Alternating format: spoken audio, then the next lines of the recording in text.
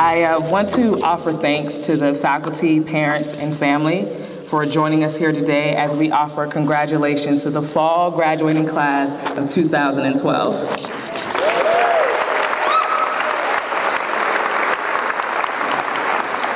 Please keep clapping, I need to kill some more time. When I got the call about a month ago that I would be speaking to you today, I took it very seriously. I gave it the same attention that many of us scholars give to our semester term papers. So naturally, I drank a Red Bull and started writing last night.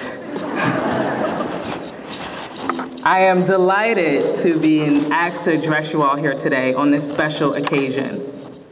I want you to know that I consider this to be quite an honor. I recently had the opportunity to meet our president, Dr. Wallace Lowe, and I figured as a president that he gives these type of speeches all the time, and that he would be able to offer me some advice. When I asked him for his best tip on how to give great commencement speeches, he looked at me and said, "Just don't screw it up." This is a true story. I have to tell you, as a Prince George's County native, graduating from the University of Maryland College Park has always been a dream of mine. This achievement is especially important to me because though I stand here before you today with honors and awards, I was not originally admitted into the University of Maryland. In high school, I was a fairly good student. My grades were respectable, but they were not excellent.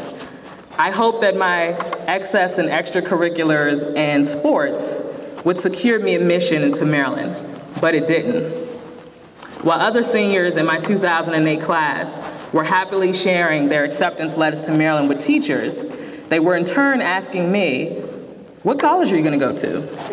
What are you going to do with your life?" This question always left me unaware and unexcited about my future. It wasn't until the summer of my senior year that I learned that I received a scholarship, a Hillman scholarship to the local community college. And I mean very local. This school was literally 100 feet from my high school. I didn't know what the future had in store for me, but I figured getting a little education somewhere couldn't hurt. I completed 2 successful years at Prince George's Community College, and once again I was being asked the same question: what are you going to do with your life? Where are you going to go? So I thought once again I would try to gain admission into my dream school, University of Maryland. This time I was successfully admitted into the university, but I was unsuccessful in securing a major. I felt, once again, like other students that were having this college talk of intended majors and talking about their future goals and their future career plans. I had no idea what I was going to do. An advisor here told me to just take a bunch of classes completely unrelated to each other. And I can tell you, standing here 5 semesters later, that was the best advice I ever got.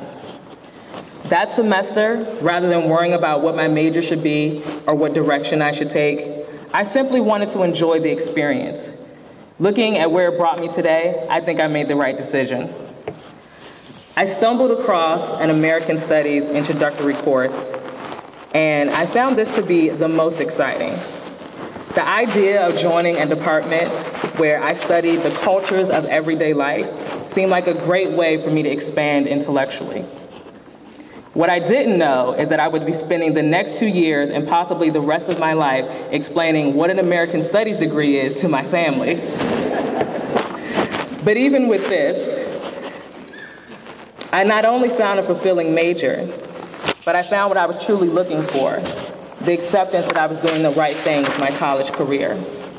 You see, this department encouraged me and nurtured me to pursue classes that I thought were intriguing, to research topics that I found important, and it even allowed me to spend my last semester watching enormous amounts of reality television to complete my senior thesis on media studies and pop culture phenomena.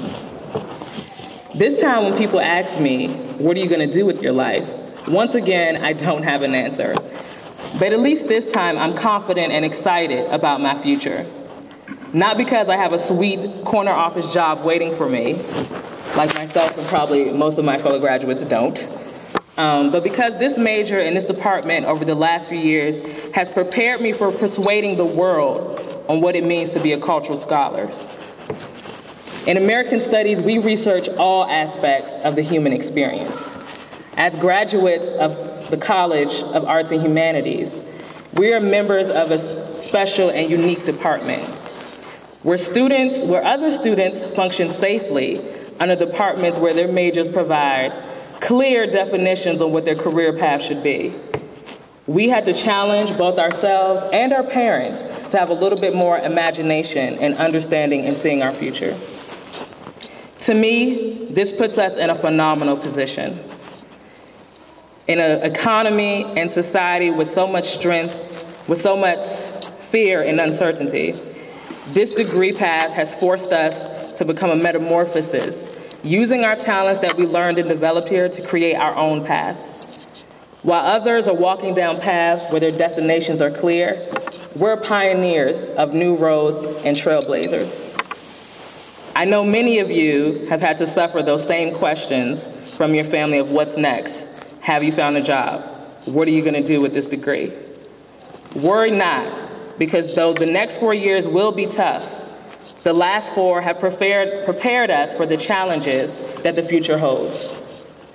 I'm sure I don't have to remind my fellow class of the sacrifices that we made to get to this point, but I hope my fellow graduates will permit me to share what sacrifices were made, what hardships were endured, and what strength we had to discover in order to be sitting here before you today.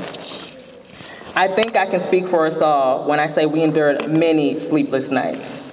We exchanged family time and movie nights for study sessions and thesis statements. We passed over fun-loving fruity beverages for strong coffee and energy drinks.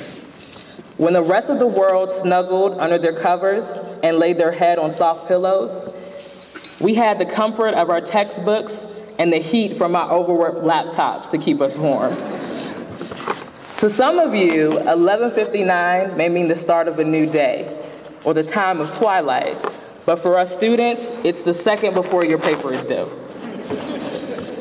And I say this to give you a small window into the life that we've had to adapt to these past few years, to show you the canvas on which our sweat and tears have painted, and to remind us of what cunning and tenacity it took us to get to this point. In many ways, we've already done it. We've already made it. We know what hard work is. We know how to overcome failure. And today, we're finally being rewarded for our success. My fellow graduates, I wish you health. I wish you wealth. I bid you joy and happiness. And may this class be the strongest and most resilient generation this world has ever known. Especially since we've only got till Friday to do it. Thank you and congratulations.